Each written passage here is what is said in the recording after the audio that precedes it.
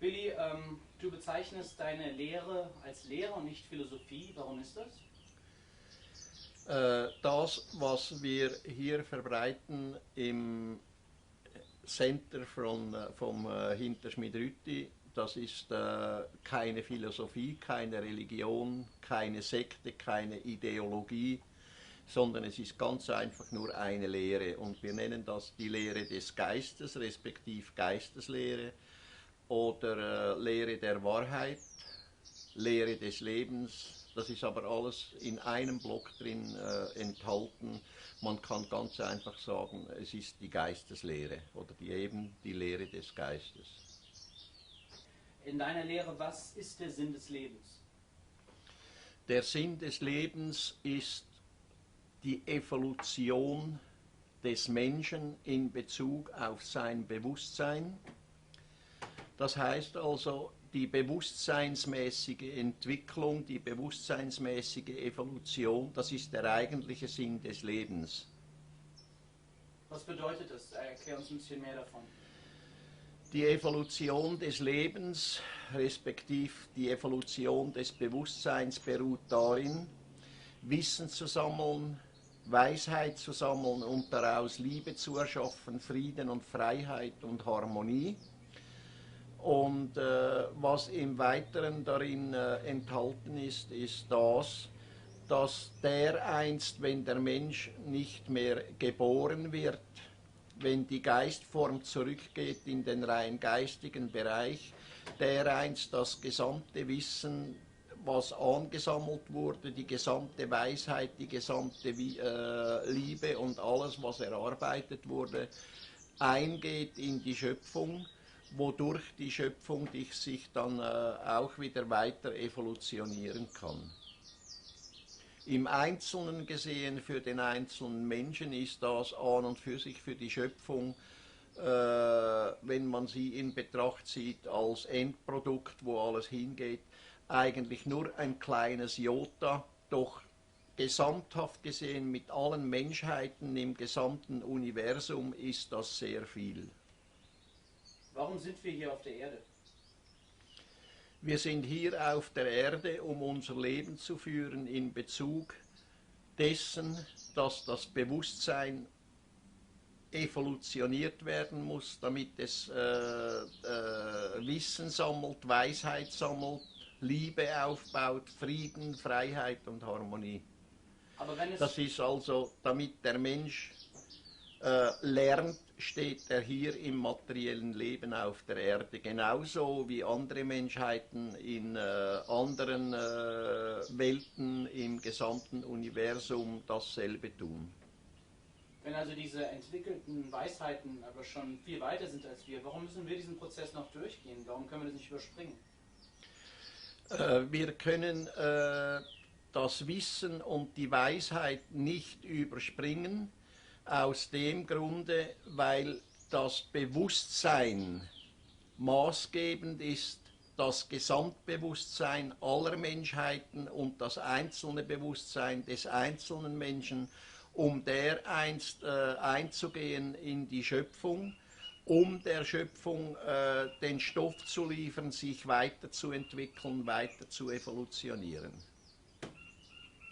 Wenn es um Zeitsprünge geht, von denen du sogar auch redest in deinen Lehren oder deinen Kontakten mit den Außerirdischen, erzählst du davon, dass ihr auch Zeitsprünge machen könnt. Können wir nicht in die Zukunft springen? Wenn es darum geht, Zeitreisen zu machen, dann ist es für uns selbst ist es nicht möglich, weil unsere Technik noch nicht so weit entwickelt ist, aber andere Menschheiten im Universum, die sehr viel weiterentwickelt sind in Bezug auf die Technik, die haben sich auch Möglichkeiten geschaffen, in die Zukunft zu reisen oder in die Vergangenheit zu reisen. Für uns gesehen hier auf der Erde ist das noch Science Fiction, aber es ist doch so, dass es in Wirklichkeit bei irgendwelchen Menschheiten, wie bei den Plejaren zum Beispiel, bereits Wirklichkeit geworden ist, dass solche Dinge durchführbar sind. Und Gott, was ist Gott, Billy? Gott, das ist eine imaginäre Gestalt, die die Menschen geschaffen haben, um die Verantwortung eigentlich nicht selbst tragen zu müssen, sondern sie abwälzen zu können, eben auf eine Gottheit. Denn Gott ist an und für sich nichts anderes als ein Titel für einen Menschen, der sehr hoch entwickelt ist, ob es nun in medizinischer Hinsicht ist oder in technischer Hinsicht oder in wissensmäßiger, weisheitsmäßiger Hinsicht. Das ist eigentlich das, was von alters her genannt wird als Ishwish, und das heißt nichts anderes als Weisheitskönig. Gott ist also nicht das, was die Menschen irrtümlich annehmen, dass es der Schöpfer wäre, der Schöpfer des Lebens, der Schöpfer des Universums, des Weltalls und so weiter und so fort, sondern Gott ist immer nur ein Mensch. Und Gott ist nichts anderes als ein Titel, was in das Deutsche übersetzt oder in die deutsche Sprache oder auch in jede andere Sprache übersetzt einfach Gott heißt. Je nachdem, ob es nun Allah ist oder Shiva ist oder unser Gott ist, wie wir hier in Europa sagen oder die Christen sagen und so weiter. Es ist in jedem Fall immer nur ein ganz normaler Mensch. Kannst du uns mal erläutern, wer Hanok, Eli, Jeremiah, Isaiah, Emmanuel und Mohammed sind? Wenn wir darauf zu sprechen kommen, was zum Beispiel Henok war oder Nokodemion war oder Mohammed war oder Immanuel oder Jesaja oder alle anderen, die in der Bibel bekannt sind oder durch die Bibel übertragen wurden in die heutige Zeit auf schriftlicher Basis, das waren nichts anderes als Propheten. Und ein Prophet ist nichts anderes als ein ganz normaler Mensch, wie jeder andere Mensch das auch ist. Einzig, dass ihr Wissen in Bezug auf die geistigen Belange, auf die Belange der schöpferischen Gesetze und Gebote, in Bezug auf die Geisteslehre, wie man sagt, und so weiter, etwas weitergebildet sind als der normale Mensch und sie folglich in dieser Beziehung etwas mehr Wissen besitzen als der Bürger allgemein oder der Mensch eben allgemein. Sie sind aber nicht von irgendwelchen Göttern gesandt oder nicht von der Schöpfung gesandt, die sich sowieso nicht einmischt, denn sie befiehlt nicht und sie straft nicht und sie fordert nicht und so weiter, sondern jeder Prophet macht das aus sich selbst heraus durch eine eigene Bestimmung, die er im jeweiligen aktuellen Leben erstellt oder erschafft und dann seine Mission erfüllt. Ein anderes Wort ist ganz einfach, es ist ein bisschen einfacher dargelegt. Als Prophet sagt man auch Künder. Prophet ist einfach ein Wort, das seit alters her existiert und in der neuen Zeit würde man eben sagen, es ist einfach ein Künder. Bist du ein Künder? Man sagt mir, ich sei ein Künder. Was ist sozusagen falsch gelaufen bei den vergangenen Propheten? Bei den vergangenen Propheten ist an und für sich nichts falsch gelaufen, nicht bei denen selbst, sondern bei denen, die die Lehre nachher zurechtgebogen und verfälscht haben. Und daraus sind dann Religionen und Sekten entstanden, was aber nichts zu tun hat mit der eigentlichen Lehre, die durch die Propheten gebracht wurde. Du bist kein Prophet? Siehst du dich auch als Prophet an? Ich sehe mich ganz einfach als Lehrer an, als Künder, auch wenn man mir sagt, ich sei ein Prophet. Und ich sehe mich einfach als ganz normalen Menschen, was ich auch bin. Genauso wie ich jeden anderen Menschen nicht als nichts anderes als eben einen normalen Menschen sehe. Warum wurden aus diesen Propheten, die prophezeit haben, diesen Kündern Religionen?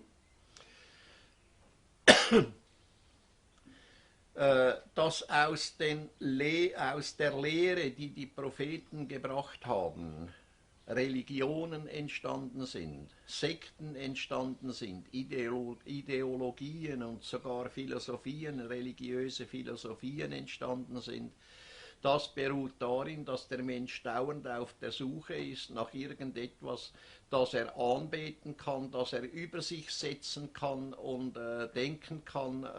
Die Kräfte, die er braucht, die der Mensch braucht, die würden von oben kommen. Und von oben sei auch die Verantwortung für alles und jedes wahrzunehmen, was der Mensch braucht. Und was er tut, was er immer spricht, was er fühlt, welche Gedanken er hat und so weiter und so fort, seine Handlungen durchführt, das würde bestimmt durch irgendeine Macht, die über ihm stünde, und das nennt sich dann einfach im Munde des Menschen Gott. Es ist eben so, der Mensch, der versucht immer eine Macht über sich zu setzen und die nennt er Gott. Und dieser Gott oder diese Macht soll für ihn verantwortlich sein für alles und jedes, was er auch immer spricht, was er unternimmt, was er denkt und was er fühlt und so weiter und sein Schicksal, das sich ihm ergibt. Das ist aber nicht die Wahrheit, denn der Mensch ist für alles und jedes, das er selbst denkt, was er handelt, was er fühlt, was er unternimmt, das ist seine absolut eigene Verantwortung. Er muss gerade stehen dafür. Er muss das Positive und das Negative, das er durch seine eigenen Gedanken und Handlungen und Gefühle erarbeitet, auch selbst tragen und auskosten. Es ist also kein Schöpfer hier, kein Gott hier, der sagen würde, das ist richtig oder das ist falsch. Das muss sich der Mensch gemäß den schöpferischen Gesetzen, die vorgegeben sind, selbst, selbst sagen und muss also selbst entscheiden, was richtig, was gut und was falsch ist. Und wie garantierst du, dass man nicht deine Lehre und deine Ideen auch als Religion umändert, wenn du stirbst? Zum Gegensatz zu früher, da wurden die Schriften von den Kündern oder eben von den Propheten, wie gesagt wird, nicht selbst schriftlich festgehalten, sondern sie wurden niedergeschrieben, lange nachdem die Propheten gelebt haben, durch irgendwelche Menschen, die sich deren Gläubige oder deren Jünger oder Anhänger oder sonst irgendwie nannten, und wurden dann einfach durch eigene Interpretationen verfälscht und nicht mehr dem Ursprung gemäß wiedergegeben. Und es wird bei dir nicht passieren, warum?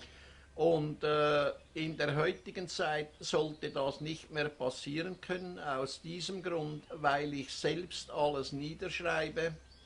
Und wenn Übersetzungen gemacht werden, dass der Originaltext neben dem Übersetzungstext mitgegeben und mitgeschrieben werden muss.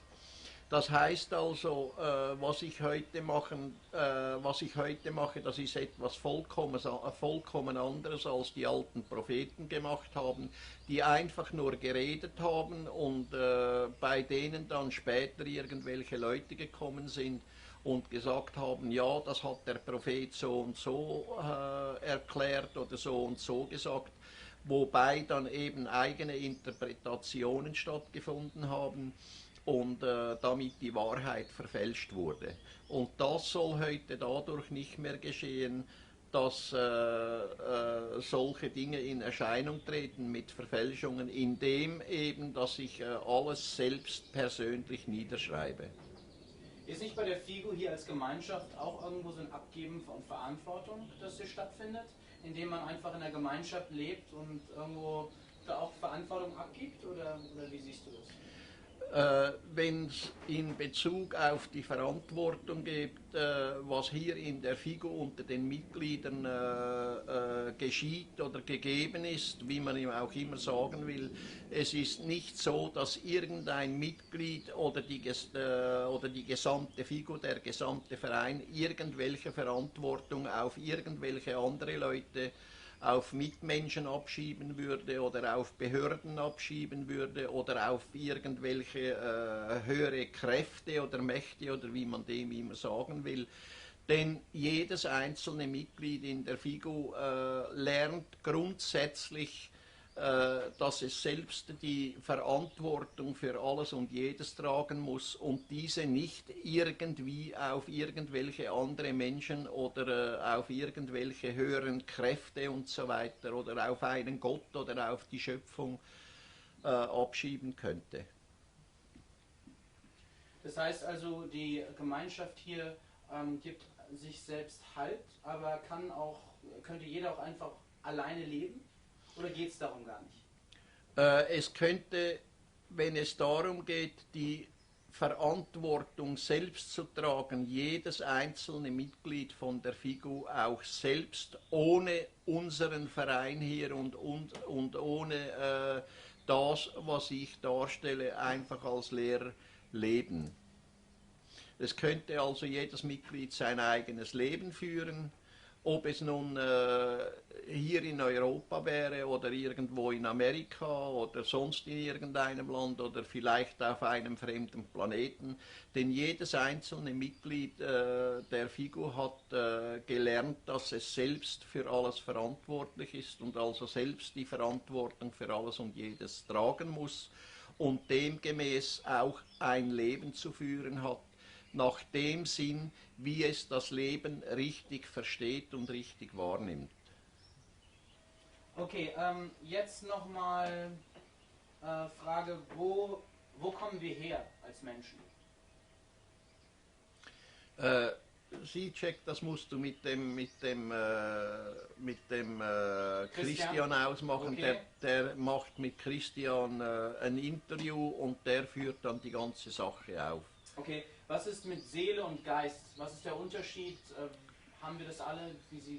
Wenn die Rede auf Seele und Geist kommt, die Seele, die ist nichts anderes als die Psyche, die hat mit dem Geist an und für sich rein gar nichts zu tun, sondern die Seele, das ist ein Produkt, das aus dem Bewusstsein durch die Gedanken und die Gefühle entsteht, die zusammen, also die Gedanken und die Gefühle, die Psyche formen.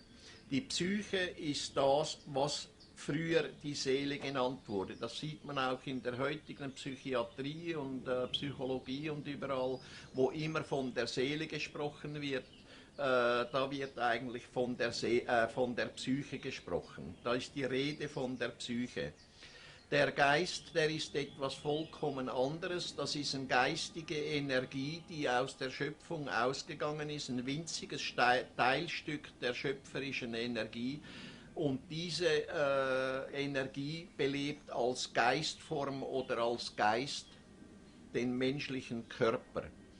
Es ist also auch so, dass nicht der Geist irgendwelche Gedanken und Gefühle pflegt, wie dauernd immer gesagt wird von der Psychologie und von der Philosophie und so weiter und so fort, sondern es ist das menschliche Bewusstsein, das materielle Bewusstsein, das zuständig ist, um Gedanken und Gefühle zu pflegen. Und das Bewusstsein ist derjenige Block, der genutzt wird, um irgendwelche Ideen zu schaffen und Ideen zu verwirklichen, zu kreieren und so weiter und so fort. Es gibt also kein geistiges Eigentum, wie die Menschen allgemein seit alters her irrtümlich annehmen, sondern es ist das bewusstseinmäßige Eigentum. Es gibt nur ein bewusstseinmäßiges Eigentum, ob es nun eine Schrift ist, die erstellt wird, ob es irgendein Werk ist, das getan wird und so weiter, ein Bild, das erstellt wird. Es ist immer ein bewusstseinmäßiges Eigentum, niemals ein geistiges Eigentum. Denn der Geist, der mischt sich nicht ins Bewusstsein ein, um dieses zu steuern, denn das menschliche Bewusstsein steuert sich selbst. Es erhält nur die Kraft zum Leben durch die Geistform, respektive durch den Geist. Das heißt, gibt es Wiedergeburt? Und wenn ja, was passiert dann mit dem Geist?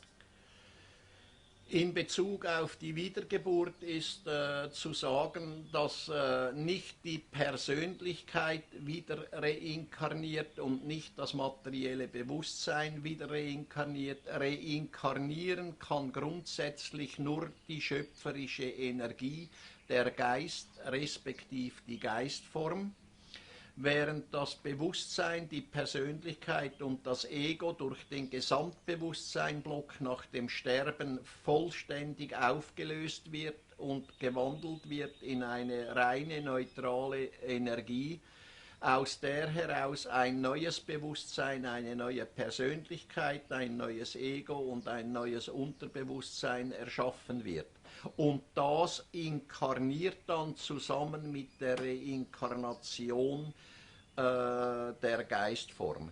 Und das ist ein Vorgang, der 21 Tage nach der Zeugung des Menschen vor sich geht. Wenn es darum geht, wie die Welt geändert werden kann, ohne dass Gewalt zur Anwendung gebracht wird, dann führt das einzig und allein über die Lehre des Geistes, damit die Menschen lernen, was wirklich Liebe ist, was Frieden, Freiheit und Harmonie, was Ausgeglichenheit und was positiv und positiv ausgeglichen ist. Es führt also einzig und allein über das Lernen, was die schöpferischen Gesetze und Gebote in Wahrheit auch durch die Natur zum Ausdruck bringen, in der der Mensch alles erkennen kann, wie es wirklich und wie es richtig funktioniert, ohne dass Schaden angestellt wird, ohne dass Gewalt angewendet wird und ohne dass Böses geschieht. Wie können wir ein Verständnis füreinander aufbauen als Menschen? In Bezug darauf, wie die Menschen ein Verständnis füreinander aufbauen können, das geht über die zwischenmenschlichen Beziehungen, die wiederum darin beruhen, dass der Mensch in richtiger Art und Weise seine Gedanken und Gefühle pflegt, und zwar wiederum in Form der Liebe, in Form des Mitgefühls, im Mitgefühl auch für sich selbst und Liebe auch für sich selbst, sowie in Bezug auf Frieden, Freiheit und Harmonie. Eine andere Möglichkeit gibt es nicht. Was würdest du auf zwischenmenschliche Beziehungen oder zu zwischenmenschlichen Beziehungen sagen zwischen Mann und Frau? Wie funktioniert sowas wirklich? Eine zwischenmenschliche Beziehung zwischen Mann und Frau, das muss natürlich definiert werden, je nachdem, wie das persönliche Verhältnis zu den beiden Menschen ist. Es kann eine zwischenmenschliche Beziehung sein, einfach von Mensch zu Mensch, bei der alles das zur Geltung kommt, was wir schon oft gesagt haben: Liebe, Mitgefühl, Freiheit, Frieden und Harmonie. Dann gibt es aber auch zwischenmenschliche Beziehungen, die sehr viel weiter reichen, und zwar in Bezug darauf, wo dann eine Freundschaft entsteht, wobei sich all diese Werte noch sehr viel mehr vertiefen. Und dann gibt es noch eine weitere Möglichkeit, wo eine Lebensgemeinschaft miteinander aufgebaut wird, wo Mann und Frau dann eben zusammenleben als Lebenspartner, egal ob sie nun verheiratet sind nach gesetzlichen Werten, wie die Behörden das verlangen hier auf der Erde, oder ob eine freie Lebensgemeinschaft besteht, die glücklicherweise in unseren Breiten oder in der westlichen Welt machbar ist und erlaubt ist. About man and woman living together? I am not an expert in that area. Billy, wie siehst du, dass sich der Rest der Welt mit deinen Lehren auseinandersetzt? Wie kann das stattfinden und wie siehst du das? Wenn es darum geht, wie sich der Rest der Welt, wenn wir jetzt von hier, von unserem Center ausgehen, von unserer FIGO-Gemeinschaft, wie sich die Welt auseinandersetzt damit, dann kann das nur in Form einer kleinen Schneeballschlacht stattfinden. Das heißt, die Menschen, die zu uns kommen und die verstehen, was wir lernen und die auch selbst sich bemühen, das Erlernte in die Wirklichkeit umzusetzen, die tragen es weiter zu ihrem Nächsten, zu den Bekannten und Freunden und so weiter und so fort. Und so breitet sich langsam alles aus. Das ist aber ein sehr langer Prozess, bis der nur mal richtig begriffen hat. Da sagen die Plejaren, wird es runde 800 Jahre dauern, bis der Zeitpunkt gekommen ist, wo es im großen Rahmen auf der Welt verbreitet wird. Was unsere Lehre bringt, die Geisteslehre, die Lehre des Lebens, die Lehre der Wahrheit. Du sagst, du redest immer von der Lehre der Wahrheit. Im Prinzip hast du keine neue Idee, sondern du siehst dich einfach nur als ein Mensch, der nur von der Wahrheit redet und das ist deine Lehre, oder wie siehst du das? Die Lehre der Wahrheit ist nicht einfach nur eine Lehre und ich rede nicht nur von der Lehre der Wahrheit, weil ich das selbst nach bestem Rahmen zu leben versuche, sondern weil diese Wahrheit in der Schöpfung und in den Schöpfungsgesetzen und in den Naturgesetzen vorgegeben ist. Und das ist keine neue Lehre, das ist eine uralte Lehre, die bereits besteht, seit das Universum überhaupt durch die Schöpfung erschaffen wurde. Es ist also eine Lehre, die beständig immer gleich geblieben ist, die hat sich niemals verändert, sie wurde nur von den Menschen missverstanden oder missgelehrt und in andere Bahnen gelenkt, als die Wahrheit wirklich ist. Und ich meine, wir leben heute in einer sehr aktiven Welt, in einer sehr lauten Welt. Wie kann sowas wirklich passieren? Du meinst, von Mensch zu Mensch wird sich langsam die Welt verändern? Ist das nicht ein bisschen zu langsam? Müssen wir nicht eigentlich viel aggressiver eine Lösung finden, um besser miteinander auszukommen? Das Universum, das ist schon sehr, sehr alt. Und alles hat seine Zeit gedauert, bis es entstanden ist, auch das menschliche Leben. Und was der Mensch nun machen muss mit der Lehre der Wahrheit, ist auch in dem Rahmen gegeben, dass es nicht von heute auf morgen durchgesetzt werden kann, sondern es braucht wie alles und jedes, das erstellt werden muss oder das gelehrt oder gelernt werden muss, braucht es seine Zeit. Es kann also auch in Bezug auf die Lehre der Wahrheit nicht von heute auf morgen ein Wunder geschehen, sondern es braucht seine Anlaufzeit in erster Linie einmal, um etwas auf die Beine zu stellen, das Beständigkeit hat und dann weitergeführt werden kann in die Zukunft und dann langsam Früchte zu tragen beginnt. Du redest immer von Cause and Effect, wie sagt man, Tat und Ursache, oder wie sagt man, kannst du uns darüber noch ein bisschen erzählen, was das eigentlich bedeutet? Ja. Und wenn ich von der Lehre rede, von der Lehre der Wahrheit, die verbreitet werden muss, dann ist der Anfang ist eigentlich die Ursache und daraus entsteht die Wirkung. Es ist also das Kausalgesetz, das wirken muss. Und wenn da lange Zeit zwischen Ursache und Wirkung drin besteht, dann führt das auf normale Dinge zurück, auf normale Fakten zurück, dass eben nichts einfach hergezaubert werden kann, denn Zauberei, das ist Magie in dem Sinn, wie die Menschen das verstehen, ist das einfach illusorisch.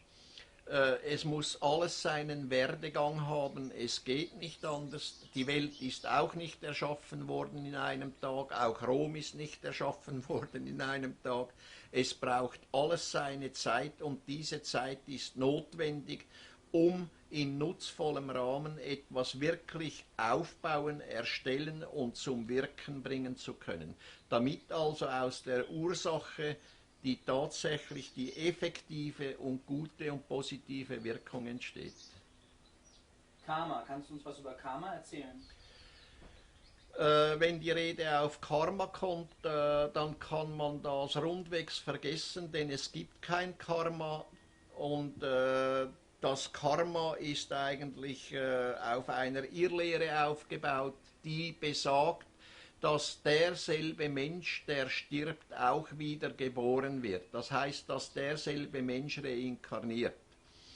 Und die Schöpfungsgesetze, die besagen aber, dass jeder Mensch unbelastet geboren werden soll, wie jedes andere Lebewesen auch. Würde ein Karma existieren, dann würde also dieselbe Persönlichkeit mit all ihren Leiden, die sie schafft im akuten Leben, würde sie hinübertragen in das nächste Leben. Und das ist aber nicht der Fall. Denn gemäß den Schöpfungsgesetzen erlischt die Persönlichkeit und das Bewusstsein, das Ego und das Unterbewusstsein nach dem Sterben. Es wird aufgelöst durch den Gesamtbewusstseinblock und daraus, aus dieser neutral entstehenden Energie, wird eine vollkommen neue Persönlichkeit geschaffen, ein vollkommen neues Unterbewusstsein, ein vollkommen neues Bewusstsein und Ego, das keine Relevanz mehr hat zum früheren Leben oder zu mehreren früheren Leben. Das heißt also, ich kann mich eigentlich wie eine Sau verhalten, ich kann machen, was ich will, morden, umbringen, töten und mein Leben leben, weil meine Persönlichkeit hat ja wieso keinen Einfluss auf mein zukünftiges Leben. Wenn es darum geht, etwas im Leben zu tun, wie zum Beispiel, wenn ein Mensch kriminell wird, verbrecherisch wird, wenn er Morde begeht, wenn er ein Dieb wird oder ein Betrüger wird, oder wenn er hasst oder wenn er Vergeltung und Rache fordert und sonst irgendwelche Dinge tut, die nicht des Lebens wert sind, dann werden die nicht ins nächste Leben übertragen. Sie haben keinerlei Relevanz, um irgendetwas im nächsten Leben diesbezüglich zu bewirken. Denn mit dem, dass der Mensch stirbt und in den Tod eingeht und das Todesleben führt, erlischt alles. Das bedeutet aber nicht, dass der Mensch einfach ungestraft morden oder stehlen oder betrügen kann oder Hass ausüben oder Rache oder Vergeltung üben kann und so weiter und so fort oder eifersüchtig sein kann. Denn jeder Mensch, der irgendwelche solche Dinge tut, bestraft sich im eigenen aktuellen Leben selbst. Das ist mal das eine. Und das andere ist, dass er in der Regel zur Kasse gebeten wird durch die irdischen menschlichen Gesetze und dadurch bestraft wird. Währenddem eben der Mensch sich grundsätzlich mit allem Negativen, was er tut, selbst bestraft. Durch das, dass er ein schlechtes Leben hat, durch das, dass es ihm nicht gut geht und so weiter und so fort.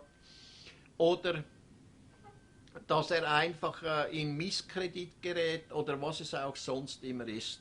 Aber es wird nichts ins nächste Leben übertragen. Das wäre schöpfungsmäßig gesehen auch unfair, wenn der Mensch für das, was er im einen Leben bereits bestraft wurde, im nächsten Leben wieder bestraft würde.